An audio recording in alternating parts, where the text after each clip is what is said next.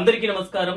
వెన్నెలపై 10వ తరగతి తెలుగు చల్దులారగించుట ఈ పాఠాన్ని గురించి పూర్తి వివరంగా తెలుసుకుందాం.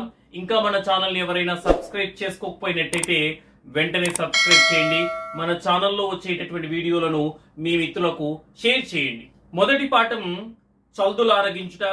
ఈ పాఠాన్ని రాసినటువంటి కవి బమ్మెర పోతన గారు. చదువండి, ఆలోచించి చెప్పండి. కార్తీక మాసంలో బంధువులు స్నేహితులతో కలిసి చెట్ల నీడలో, ప్రత్యేకించి ఉసిరిక చెట్టు నీడన కలిసి భోజనం చేయడాన్ని వనభోజనం అంటారు. అది ప్రకృతితో మన బంధాన్ని గుర్తు చేసుకునే రోజుగా చెప్పవచ్చు. మనకు వనభోజనాలంటే అందరికీ ఈ కాలంలో తెలుసు.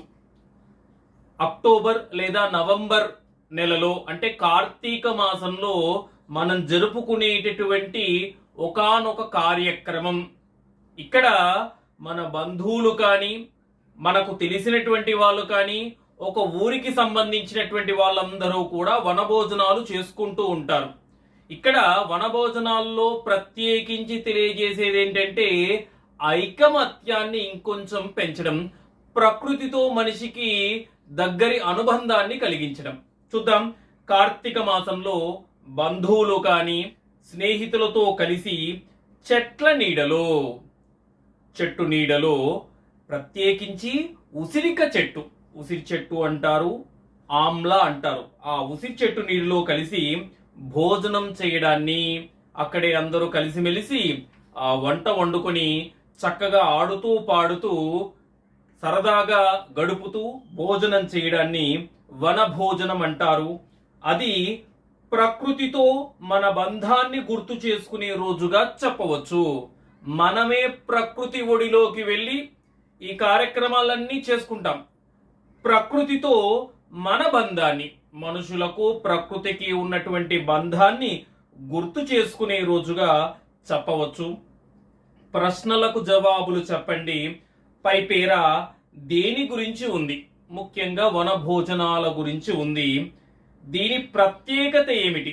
అందరూ కలిసిమెలిసి ఉండడం, మన ఐకమత్యాన్ని పెంచుకోవడం. మీరు ఇటువంటి వాటిలో ఎప్పుడైనా పాల్గొన్నారా? దాని గురించి చెప్పండి. పాల్గొంటే నేను పాల్గొన్నాను, మా ఊరి వాళ్ళందరూ కూడా కలిసి వనభోజనాలు జరుపుకుంటారు, పిల్లలందరూ సరదాగా ఆడుకుంటుంటారు, పెద్దవాళ్ళందరూ కాసేపు సహాయం చేసే వాళ్ళు సహాయం చేస్తుంటారు, ముచ్చట్లు పెట్టుకునే వాళ్ళు ముచ్చట్లు పెడుతుంటారు, ఆడవాళ్ళందరూ కలిసి వంట చేస్తూ ఉంటారు. ఇట్లాగా వనభోజనాలు అనేటటువంటి అక్కడే చేసుకుని అక్కడే తిని సరదాగా ఆ రోజంతా కూడా అక్కడే గడిపి రాత్రికి ఇంటికి తిరిగి వస్తారు. పాఠం ఉద్దేశం: బాల్యంలో స్నేహితులతో కులాసాగా గడిపే సంఘటనలు ఎప్పటికీ గుర్తుంటాయి. చిన్నతనంలో స్నేహితులతో గడిపేటటువంటి సంఘటనలు, సంఘటన అంటే ఇన్సిడెంట్, మూమెంట్స్, ఇవన్నీ కూడా ఎప్పటికీ గుర్తుంటాయి. చాలా సంఘటనలు ఉంటాయి. అందులో మరిచిపోలేనటువంటి సంఘటనలు. చిన్నప్పుడు ఫస్ట్ క్లాస్ లో ఇలా జరిగింది కదా, ఫిఫ్త్ క్లాస్ లో ఇలా జరిగింది కదా, మనము 8th క్లాస్ లో ఇలా టూర్కి వెళ్ళాం కదా, ఇట్లాంటి మరిచిపోలేనటువంటి మధురమైనటువంటి జ్ఞాపకాలు ఎప్పటికీ గుర్తుంటాయి. కాబట్టి అటువంటి ఆటలు, ఆనందాలు ఇతరులను నొప్పించకుండా ఆస్వాదించాలని చెప్పడం భాగవతంలో వర్ణించిన బాలకృష్ణుని లీలలను పరిచయం చేయడం ఈ పాఠం ఉద్దేశం. అలాంటి ఆటలను, ఆనందాలను, సంతోషకరమైనటువంటి సంఘటనలన్నీ కూడా ఇతరులను నొప్పించకుండా, ఇతరులను బాధ పెట్టకుండా సంతోషింపచేసేటట్టుగా ఉండాలి. ఆ చేసేటటువంటి పనులు లాభం ఉండాలి, సరదాగా ఉండాలి. అంతేకాని ఒక లిమిట్ అనేటటువంటిది దాటితే, హద్దు మీరితే స్నేహం కాస్త శత్రుత్వం అవుతుంది. అందు గురించి ఇతరులెవరిని కూడా నొప్పించకుండా, బాధ పెట్టకుండా ఆస్వాదించాలని, సరదాగా గడపాలని చెప్పడం. అలాగే భాగవతంలో వర్ణించిన బాలకృష్ణుని లీలలను, భాగవతంలో కృష్ణుడు తన స్నేహితులైనటువంటి గోప బాలకులతో ఏ విధంగా గడిపాడు, ఇలాంటి ఎన్నో విషయాల్ని పరిచయం చేయడం, మీ అందరికీ తెలపడం ఈ పాఠం యొక్క ముఖ్య ఉద్దేశం. పాఠ్యభాగ వివరాలు. భాగవతం పురాణ ప్రక్రియకు చెందినది. పురాణం అంటే పాతదైన కొత్తగా కనిపించేది. పురాణాలు మొత్తం 18. వీటిని అష్టాదశ పురాణాలు అంటారు. వాటిలో భాగవతం ఒకటి. ప్రస్తుత పాఠం శ్రీ మహాభాగవతం 10వ స్కందంలోనిది. కంసుడు రేపల్లెకు పంపిన వేగులు ఈ శ్రీకృష్ణ లీలల గురించి కంసునితో చెబుతున్న సందర్భంలోనిది. భాగవతం పురాణ ప్రక్రియకు చెందింది. ప్రక్రియలకు సంబంధించి ఒక ప్రశ్న అడుగుతారు. ఈ చల్దులారగించుట అనేటటువంటి పాఠం ఏ ప్రక్రియ అంటే పురాణ ప్రక్రియ. మరి పురాణము అంటే ఏంటంటే పాతదైన కొత్తగా కనిపించేది. ఎప్పుడో జరిగిన విషయమైనప్పటికీ కూడా ఇప్పటికీ మనము ఇంప్లిమెంట్ చేసుకునేటటువంటిది, ఇప్పటికీ ఉపయోగపడేటటువంటిది అని అర్థం. పురాణాలు మొత్తం 18. వీటిని అష్టాదశ పురాణాలు అంటారు. ఆ అష్టాదశ పురాణాల్లో భాగవతం ఒకటి. ప్రస్తుత పాఠము చల్దులారగించుట శ్రీ మహాభాగవతం 10వ స్కందంలోనిది. ఎన్నో స్కందం? 10వ స్కందంలోనిది. కంసుడు. ఎవరు కంసుడు? శ్రీకృష్ణుని మేనమామ, దేవకికి అన్న. కంసుడు రేపల్లెకు పంపిన వేగులు. వేగులు అంటే గూఢాచారులు. ఆ గూఢాచారులు ఈ శ్రీకృష్ణ లీలల గురించి, కృష్ణ లీలల గురించి కంసునికి చెబుతున్న సందర్భంలోనిది. ఆ గూఢాచారులు జరిగిన విషయాన్నంతా కూడా ఎవరికి చెబుతున్నారు? కంసుడికి చెబుతున్నారు. ఎవరి గురించి చెబుతున్నారు? శ్రీకృష్ణుని గురించి చెబుతున్నటువంటి సందర్భంలోనిది ఈ చల్దులారగించుట అనేటటువంటి పాఠం. కవి పరిచయం చూద్దాం. కవి బమ్మెర పోతన గారు. కవి పేరు బమ్మెర పోతన గారు.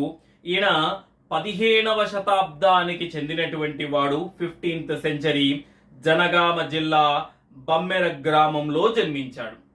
జనగామ జిల్లా బమ్మెర అనేటటువంటి గ్రామంలో జన్మించారు పోతన గారు. లక్కమాంబ, కేసన ఆయన తల్లిదండ్రులు. పోతన గారి తల్లి పేరు లక్కమాంబ, తండ్రి పేరు కేసన. ఈయన భోగిని దండకం, వీరభద్ర విజయం, నారాయణ శతకం, శ్రీ మహాభాగవతం మొదలైనటువంటి రచనలు చేశారు.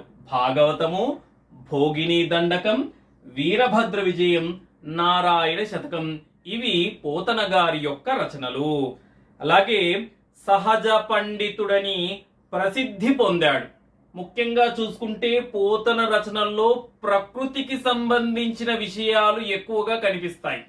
ఈయనేమని పిలుస్తారు అంటే సహజ పండితుడు అని పిలుస్తారు. పోతన గారికి ఉన్న బిరుదు అది. తెలుగు నుడికారంతో, శబ్దాలంకార ప్రయోగంతో ఆకర్షణీయంగా రాయడం ఈయన ప్రత్యేకత. తెలుగు నుడికారంతో, నుడికారము అంటే మాట సొగసు, అందం. శబ్దాలంకార ప్రయోగంతో, అలంకారాలు అంటే కావ్యానికి శోభను చేకూర్చేవి, అందాన్ని కలిగించేవి. మన ముఖానికి పౌడర్లు అలాగే క్రీములు ఎట్లాంటి అందాన్ని ఇనుమడింపజేస్తాయో అట్లాగే కావ్యానికి కూడా అందాన్ని కలిగించేటటువంటి వాటిని అలంకారాలు అంటారు. అలంకారాల్లో అర్థాలంకారాలు, శబ్దాలంకారాలు అని 2 విధాలుగా ఉంటాయి. అర్థాన్ని బేస్ చేసుకొని చెప్పేవి అర్థాలంకారాలు, శబ్దాన్ని బేస్ చేసి చెప్పేవి శబ్దాలంకారాలు. అంత్యానుప్రాస, లాటానుప్రాస, చేకానుప్రాస, యమకము అని ఈ విధంగా శబ్దాలంకారాలు ఉంటాయి. శబ్దాలంకారాల ప్రయోగంతో ఆకర్షణీయంగా రాయడం, అది చదివే వాళ్లకు ఇంకా చదవాలి అనేటటువంటి ఆసక్తిని పెంచడం అనేటటువంటిది పోతన గారి ప్రత్యేకత, ఇతని యొక్క స్పెషాలిటీ. మొదటి పద్యం ఎండన్ రగ్గితిరి ఆకటం బడితిరి ఇంకేలా విలంబింపగా రెండో బాలకులార చల్దిగుడువన్ రమ్యస్థలం బిక్కడి దండన్ లేగలు నీరుద్రావి ఇరవందం బచ్చికల్ మేయుచున్ దండంబై విహరించుచుండగా నమంద ప్రీతి భక్షింతమే. రెండో బాలకులార, రండి ఓ బాలకులార. ఓ బాలకులారా అంటే ఓ పిల్లలారా, ఓ గోప బాలకులారా, ఎండన్ మ్రగ్గితిరి. ఎండన్ అంటే ఎండలో, తీవ్రమైనటువంటి ఎండలో లేదా తీక్షణమైనటువంటి ఎండలో, బాగా ఎండలో మ్రగ్గితిరి, మాడిపోయారు. ఎండలో తిరిగి అలసిపోయారు. ఆకటన్ పడితిరి, అలసట ఉంది, దాంతో పాటు ఆకటన్ పడితిరి అంటే ఆకలితో కూడా ఉన్నారు. మధ్యాహ్న వేళ సూర్య ప్రతాపం ఉంటుంది, ఆ విధంగా ఎండలో అలసిపోయి ఆకలితో ఉన్నారు. ఇంకన్ ప్లస్ ఏలా, ఇంకేలా, ఇంకా ఎందుకు విలంబింపగా. గుర్తుపెట్టుకోవాలి, విలంబించడము అంటే ఆలస్యం చేయడం. ఓకే, ఇక ఆలస్యం చేయడం ఎందుకు? ఓ గోపబాలకులారా, ఎండలో బాగా తిరిగి తిరిగి అలసిపోయారు, ఆకలితో ఉన్నారు, ఇంకెందుకు ఆలస్యం చేయడం? చల్ది కుడువన్, చల్ది కుడువన్ అంటే తినడానికి, రెండు అంటే రండి, ఇక్కడి అంటే ఇక్కడ, రమ్యస్థలంబు, రమ్యస్థలము అంటే అనువైనటువంటి చోటు లేదా అందమైనటువంటి చోటు. భోజనం చేయడానికి ఇక్కడ ఉన్నటువంటి స్థలం అనేటటువంటిది ఎట్లాంటి చోటు అంటే అనువైనటువంటి చోటు, చాలా చక్కనైనటువంటి చోటు. ఈ దండన్, ఈ దగ్గరలో ఉన్నటువంటి, ఈ సమీపంలో ఉన్నటువంటి లేగలు, దూడలు లేదా లేగ దూడలు నీరు త్రావి, నీటిని త్రాగి, ఇరవందం బచ్చికల్ మేయుచున్, ఇరువు ప్లస్ అందన్ ఇరవందన్ అంటే నిలకడగా ఉండి అక్కడే ఉండి, పచ్చికల్ మేయుచున్ పచ్చగడ్డిని మేస్తున్నాయి. అక్కడ ఉన్నటువంటి ఆవులు కానీ దూడలు కానీ అటు ఇటు తిరుగుతుంటే వీళ్ళకు పని లేదు, అక్కడే స్థిరంగా ఉన్నట్లయితే వీళ్ళకు పని ఉండదు, తక్కువ పని, గమనిస్తూ ఉంటే సరిపోతుంది. కాబట్టి ఇక్కడ ఉన్నటువంటి లేగదూడలన్నీ కూడా నీళ్లను తాగి ఇరవందన్ బచ్చికల్ మేయుచున్ అక్కడే అటు ఇటు వెళ్తూ, పచ్చికల్ మేయుచున్ పచ్చగడ్డిని తింటూ, దండంబై విహరించుచుండగా గుంపుగా, దండంబు అంటే గుంపుగా, ఆ గుంపులు గుంపులుగా విహరించుచుండగా తిరుగుతూ ఉన్నాయి, ఒకే చోట స్థిరంగా ఉన్నాయి. ఎప్పుడైనా పశువుల మీదికి సింహాలు కానీ పులులు కానీ ఏదైనా జంతువు ఎప్పుడు అటాక్ చేస్తుందంటే, వేటాడుతుంది అంటే కేవలం ఒక్కటిగా ఉన్నప్పుడు మాత్రమే వేటాడడం జరుగుతుంది. అదే గుంపులు గుంపులుగా ఉన్నట్లయితే వేటాడడానికి జంకుతాయి అంటే భయపడతాయి. అందు గురించి దండంపై విహరించుచుండగా, గుంపులు గుంపులుగా తిరుగుతూ ఉండగా, అమంద ప్రీతి భక్షింతమే, అమంద ప్రీతిన్ చాలా సంతోషంగా, భక్షింతమే అంటే తిందాము. ఓ గోప బాలకులారా, ఎండలో బాగా అలసిపోయారు, ఆకలితో ఉన్నారు, ఇక ఆలస్యం చేయడం ఎందుకు, ఇక్కడికి రండి. ఈ ప్రదేశం మనం తినడానికి చాలా అనువైనటువంటి ప్రదేశం. లేగదూడలు అన్నీ కూడా నీటిని తాగి పచ్చికను మేస్తూ గుంపులు గుంపులుగా తిరుగుతూ ఉండగా మనందరం కూడా చాలా సంతోషంగా భోజనం చేద్దాము. వచనం, అనిన నగుగాకయని వత్సంబుల నుత్సాహంబుల నిర్మలంబుల గుజలంబు ద్రావించి, పచ్చిక మొల్లంబులు గల పల్లంబుల నిలిపి, సొక్కంబులకు చల్దుల చిక్కంబులు సక్కడించి అనినన్ అని కృష్ణుడు చెప్పగా, ఏమని చెప్పాడు? ఎండలో అలసిపోయి ఉన్నారు, మనం భోజనం చేద్దామని చెప్పగా, అగుగాకయని సరే అట్లే అని గోపబాలకులందరూ కూడా వత్సంబులన్ అంటే దూడలను, ఉత్సాహంబుల నిర్మలంబులకు జలంబు త్రావించి, చాలా ఉత్సాహంతో తినాలనేటటువంటి కోరికతో నిర్మలంబులకు జలంబు త్రావించి, మలినాలు లేనటువంటి శుద్ధమైనటువంటి జలంబుల త్రావించి, చక్కని నీటిని త్రాగించి, పచ్చిక మొల్లంబులు గల పల్లంబుల నిలిపి, పచ్చిక, పచ్చిక అంటే పచ్చగడ్డి, మొల్లంబులు గల దట్టంగా ఉన్నటువంటి ఎక్కువగా ఉన్నటువంటి పల్లంబుల నిలిపి, పల్లపు ప్రదేశాల్లో నిలిపి, అక్కడ ఉన్నటువంటి దూడలన్నింటికి కూడా నీటిని త్రాగించి గడ్డి బాగా ఉన్నటువంటి పల్లపు ప్రదేశాల్లో అక్కడ ఉంచారు. పల్లపు ప్రదేశాల్లోనే దూడలు ఎందుకు ఆపారు అంటే, పల్లపు ప్రదేశాల్లో నీళ్లు ఎక్కువగా ఆగుతుంది కాబట్టి గడ్డి కూడా బాగా పెరుగుతుంది. అక్కడ ఉంచి సొక్కంబులగు చక్కనైనటువంటి చల్దుల చిక్కంబులు సక్కడించి స్వచ్ఛమైనటువంటి చల్దుల చిక్కాలను దించుకున్నారు. జలజాంత స్థిత కర్ణికం దిరిగిరా సంగంబులయ్యున్న రేకుల చందమున కృష్ణనిందిరిగిరా కూర్చుండి వీక్షింపుచున్ శిలలున్ పల్లవముల్ తృణంబులు లతల్ చిక్కంబులున్ పువ్వులాకులు కంచంబులుగా భుజించి రచటన్ గోపార్భకుల్ భూవరా. భూవరా అంటే ఓ రాజా అని అర్థం. ఓ రాజా అని ఎవరికి చెబుతున్నారు అంటే వ్రేగులు కంసుడికి చెబుతున్నారు. ముందే చెప్పుకున్నాం మనం, కంసుడు దూతల్ని పంపించాడు. దూతలు ఈ విషయాలన్నీ కూడా కంసుడికి చెబుతున్నారు. ఏమని చెబుతున్నారు? జలజాంత స్థిత కర్ణికన్. జలజము, జలము జలజము రెండు కూడా వేరు అర్థాలు. జలము అంటే నీళ్లు, పానీయము ఇలాంటి అర్థాలు. జలజము అంటే తామర, పద్మము అనేటటువంటి అర్థం. జలజాంత స్థిత కర్ణికన్. జలజ అంటే జలజము అంటే పద్మము, అంతస్థిత కర్ణికన్. జలజ ప్లస్ అంతస్థిత, జలజాంత స్థిత.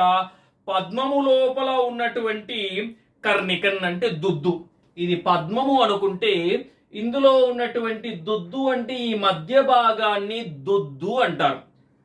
పద్మము లోపలి దుద్దు దిరిగిరా అంటే దీని చుట్టూ సంగంబులై గుంపులు గుంపులుగా ఉన్నటువంటి రేకుల చందమున. పద్మంలో ఉన్నటువంటి దుద్దు చుట్టూ రేకులు ఏ విధంగా గుంపులు గుంపులుగా ఉంటాయో అంటే గుబురుగా ఉంటాయో, చందమున అదే విధంగా కృష్ణునిందిరిగిరా కూర్చుండి.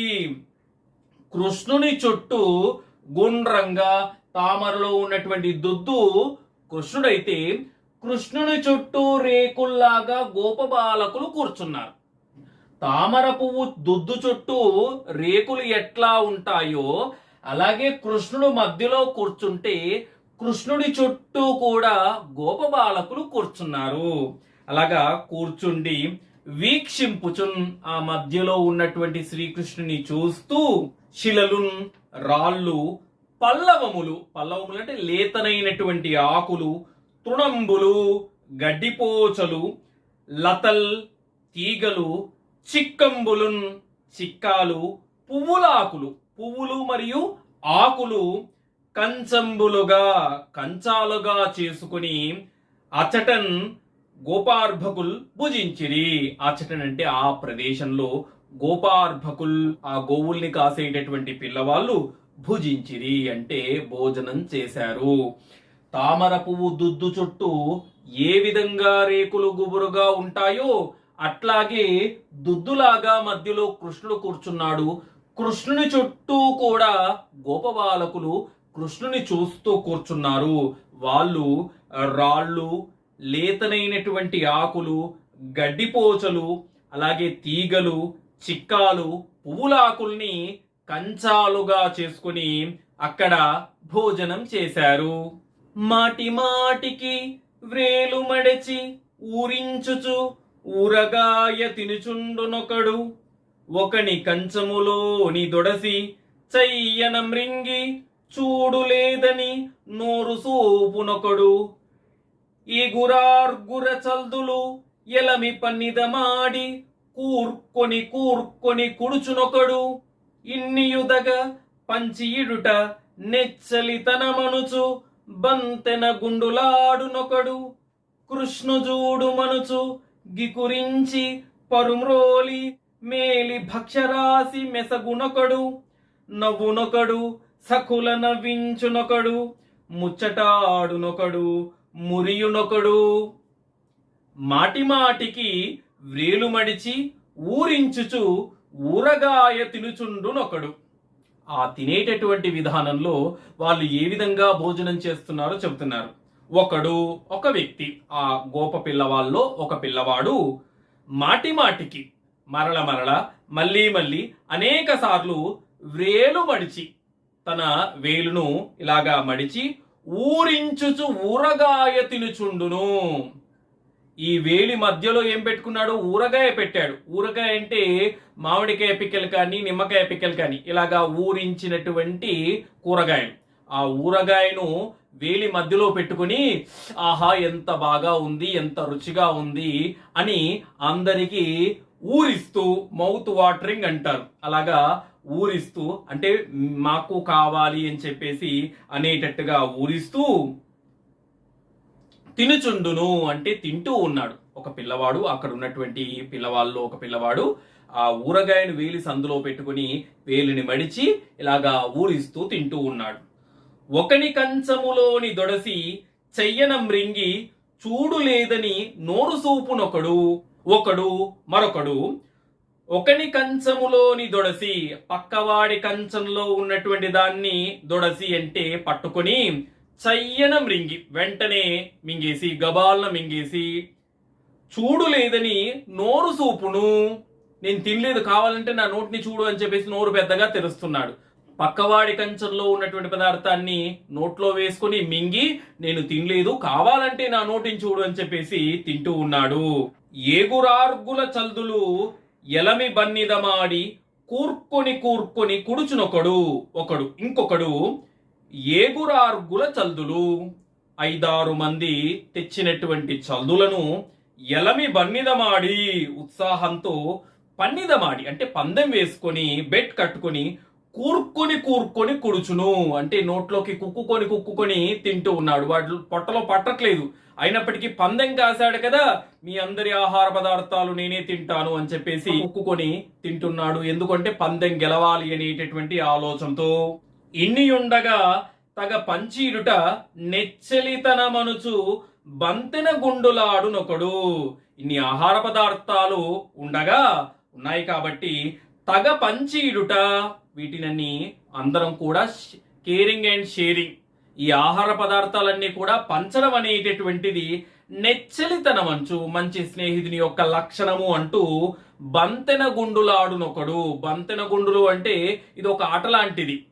ఇక్కడ వీడికి ఇస్తాడు, వీడు పక్కవాడికి, పక్కవాడు ఇంకోవాడికి, అలాగా చుట్టూ కూడా అందరికీ షేర్ చేసుకోవడం, పక్కవాడికి ఇస్తూ అలాగా ఆహార పదార్థాన్ని అందరూ కూడా తినడం అనేటటువంటి చేయడం, ఈ విధంగా చేస్తున్నాడు. ఒకడేం చేస్తున్నాడు?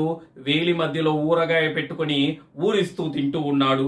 ఇంకొకడు పక్కవాడి కంచంలో ఉన్నటువంటి పదార్థాన్ని నోట్లో వేసుకుని మింగి చూడు లేదు నేను తినలేదు అని చెప్పేసి నోరుని చూపిస్తున్నాడు. ఇంకొకరు 5-6 చల్దులను పందెం వేసుకొని తినడానికి ప్రయత్నిస్తున్నాడు, పట్టట్లేదు కాబట్టి నోట్లో కుక్కుకుంటున్నాడు. ఇంకొకడు ఏం చేస్తున్నాడంటే, స్నేహితుని యొక్క లక్షణం ఏంటంటే పంచుకోవడం. అందుకే ఏం చేస్తున్నాడు? అందరికీ తాను తెచ్చినటువంటి ఆహార పదార్థాల్ని పంచి తాను తింటూ ఉన్నాడు. కృష్ణుజూడు మనసు, కృష్ణుని చూడు అంటూ గికురించి అంటే మోసగించి, పరుమ్రోలి, పరులు అంటే ఇతరుల ముందు ఉన్నటువంటి మేలి భక్ష్య రాశి, చక్కనైనటువంటి ఆహార పదార్థం అంటే ఒక స్వీట్ లాంటి పదార్థాన్ని మెసకునొకడు అంటే తింటూ ఉన్నాడు. వాడి చూపుల్ని పక్కకు చూసేలాగా అంటే డైవర్ట్ చేస్తూ వాడి కంచంలో ఉన్నటువంటి తీపి పదార్థాన్ని తింటూ ఉన్నాడు. నవ్వునొకడు సకుల నవ్వించునొకడు, ఒకడేమో నవ్వుతూ ఉన్నాడు, సకుల నవ్వించునొకడు ఇంకొకడు ఏం చేస్తున్నాడు? సకులు అంటే స్నేహితులందరినీ కూడా నవ్విస్తున్నాడు జోక్స్ వేసి. ఒకడు ముచ్చటాడును, ఇంకొకడు ఏం చేస్తున్నాడు? ముచ్చట్లు పెడుతున్నాడు, ఏదో సంఘటనల గురించి చెబుతూ ఉన్నాడు. ఒకడు మురియును, ఇంకొకడు ఏం చేస్తున్నాడు? మురుస్తూ ఉన్నాడు, సంతోషపడుతున్నాడు. ఆహా ఈరోజు ఎంత బాగా గడిచిందో, ఎంత సంతోషంగా ఉందో, ఇలాగా తింటూ ఉంటే ఎంత హాయిగా ఉందో అంటూ తింటూ ఉన్నాడు. కృష్ణుని చూడు అని చెప్పి వాడిని మోసగించి పక్కవాడి పల్లెల్లో ఉన్నటువంటి ఆహార పదార్థాన్ని ఒకడు తింటూ ఉన్నాడు. ఒకడు నవ్వుతూ ఉన్నాడు, మరొకడు స్నేహితులందరినీ నవ్విస్తున్నాడు, ఒకడు ముచ్చట్లు పెడుతూ ఉన్నాడు, ఇంకొకడు మురుస్తూ ఉన్నాడు, ఎంతో సంతోషపడుతూ ఉన్నాడు. కడుపున దిండుగా కట్టిన వలువల్ లాలిత వంశనాలంబు జొనిపి విమల శృంగంబును వేత్రదండంబును జారిరానీక డాచంక నిరికి మీగడ పెరుగుతో మేలవించిన చల్ది ముద్ద డాపలి చేత మొనయనిచి చెలరేగి కొసరి తెచ్చిన ఊరగాయలు వ్రేళ్ల సందులను దా వెలయనిరికి సంగిడీల నడుమ చక్కన కూర్చుండి నర్మభాషల నగవు నెరపి యాగభోక్త కృష్ణుడమరులు వెరగంద శైశవంబు మెరసి చల్ది గుడిసే. కడుపున దిండుగా కట్టిన వలువల్. కడుపున అంటే పొట్ట చుట్టూ కూడా దిండుగా కట్టిన వలువల్. వలువ అంటే దుస్తులు, ఒక క్లాత్ లాంటిది, ఒక టవల్ లాంటి క్లాత్ తీసుకొని పొట్ట చుట్టూ కూడా కట్టేశాడు. కట్టి ఆ కట్టినటువంటి వస్త్రంలో లాలిత వంశనాలంబు జొనిపి. లాలిత అంటే చక్కనైనటువంటి వంశనాలంబు జొనిపి, పిల్లన గ్రోవిని ఉంచాడు. ఇలాగా నడుము చుట్టూ కూడా ఒక క్లాత్ ని కట్టాడు, అందులో వంశనాలము అంటే పిల్లన గ్రోవిని ఉంచి, అలాగే విమల శృంగమును, నిర్మలమైనటువంటి శృంగము అంటే ఊదేటటువంటి కొమ్ము. ఓకే, ఎందుకు అంటే ఎక్కడున్నా కూడా మిత్రులు కనిపించకపోతే, తప్పిపోతే ఆ కొమ్మును ఊదితే ఆ శబ్దం ఎటువైపు నుంచి వస్తే అటువైపు, శబ్దం ఎటువైపు నుంచి వస్తే ఆ మిత్రుడు అక్కడ వైపు ఉన్నాడు అని పరిగెత్తి అతన్ని కలుసుకోవడం అనేటటువంటి జరుగుతుంది. కాబట్టి విమల శృంగంబును, చక్కనైనటువంటి కొమ్మును, వేత్రదండమును. వేత్రదండము అంటే కర్ర, చేతి కర్ర లేదా బెత్తపు కర్రను జారి రానిక, కిందికి రాకుండా, డాచంక నిరికి, ఎడమ చంకలో ఇరికించుకొని ఇలాగా పెట్టేసుకొని, మీగడ పెరుగుతో మేలవించిన చల్ది ముద్ద. మీగడ పెరుగుతో మేలవించిన అంటే కలిపినటువంటి చల్ది ముద్ద. ఆ చల్ది ముద్దను డాపలి చేత మనయనుచి, ఎడమ చేతిలో ఉంచి, చెలరేగి కొసరి తెచ్చిన ఊరగాయలు. చెలరేగి అంటే విజృంభించి, కొసరి తెచ్చిన ఊరగాయలు. అమ్మ ఊరగాయ పెడుతుంటే, అమ్మ ఇంకొక 2 ముక్కలేవా, ఇంకొంచెమేవా అని కొసరి తెచ్చిన, కొసరి అమ్మను విసిగించి తీసుకొచ్చినటువంటి ఊరగాయ ముక్కల్ని వ్రేళ్ల సందులను దా వెలేనిరికి. ఇక్కడ వేలు సందులో ఒక ఊరగాయ, ఇక్కడొకటి ఇలాగా వేళ్ల సందులో ఊరగాయలు ఉంచుకొని సంగిడీల నడుమ చక్కన కూర్చుండి. సంగిడీలు అంటే స్నేహితులు, స్నేహితుల మధ్యలో చక్కగా కూర్చుండి, అందంగా కూర్చుండి, నర్మభాషల నగవు నెరపి, చక్కటి మాటలతో, ప్రియమైనటువంటి మాటలతో, సంస్కారవంతమైనటువంటి మాటలతో నగవు నెరపి, చక్కగా నవ్వుతూ, యాగభోక్త, యాగంలో ఉన్నటువంటి పవిత్ర ద్రవ్యాల్ని స్వీకరించేటటువంటి కృష్ణుడు, అమరులు వెరగంద. అమరులు అంటే మరణం లేనటువంటి వాళ్ళు. ఎవరు అంటే దేవతలు కూడా. వెరగంద వింతగా చూస్తుండగా, ఈయన మన కృష్ణుడేనా, ఎంత చిన్నపిల్లవాళ్లాగా ఉన్నాడు, మన కృష్ణుడేనా, అన్ని చిన్నపిల్లల చేష్టలు చేస్తున్నాడు, కృష్ణుడేనా వేరే బాలుడెవరైనా అని వింతగా చూస్తుండగా, శైశవంబు మెరసి చల్ది గుడిసే. ఈ విధంగా శైశవము చక్కగా గడిసేటట్టుగా, బాల్యం చక్కగా గడిసేటట్టుగా చల్ది గుడిసే, ఆ చల్దిని తిన్నాడు. కడుపు చుట్టూ కూడా కట్టినటువంటి వస్త్రంలో ఆ పిల్లన గ్రోవిని కృష్ణుడు ఉంచి, కొమ్మును, చేతి కర్రను జారి రానీయకుండా ఎడమ చంకలో ఇరికించుకొని, మీగడ పెరుగు కలిపినటువంటి చల్ది ముద్ద ఎడమ చేతిలో ఉంచుకొని, కొసరి తెచ్చినటువంటి ఊరగాయలు వ్రేళ్ల సందుల్లో ఉంచి, స్నేహితుల మధ్య చక్కగా కూర్చుండి సరదా మాటలు మాట్లాడుతూ, ప్రియమైనటువంటి మాటల్ని మాట్లాడుతూ, నవ్వుతూ, యాగంలో ఉన్నటువంటి హవిస్సును, పవిత్ర ద్రవ్యాల్ని స్వీకరించేటటువంటి కృష్ణుడు దేవతలు సైతం ఆశ్చర్యంగా చూస్తుండగా, మాకు ఇలాంటి బాల్యం లేదే అని బాధపడుతూ ఉండగా, ఎంత చక్కగా ఉన్నాడు కృష్ణుడు అంటూ వాళ్ళు ఆశ్చర్యంతో చూస్తుండగా, శైశవంబు మెరిసి చల్ది గుడిసే. ఈ విధంగా బాల్యంలో శ్రీకృష్ణుడు ఆ చల్ది తిన్నాడు. ఇది మనకున్నటువంటి చల్దులా అరగించుట అనేటటువంటి పాఠం. అందరికీ ధన్యవాదాలు.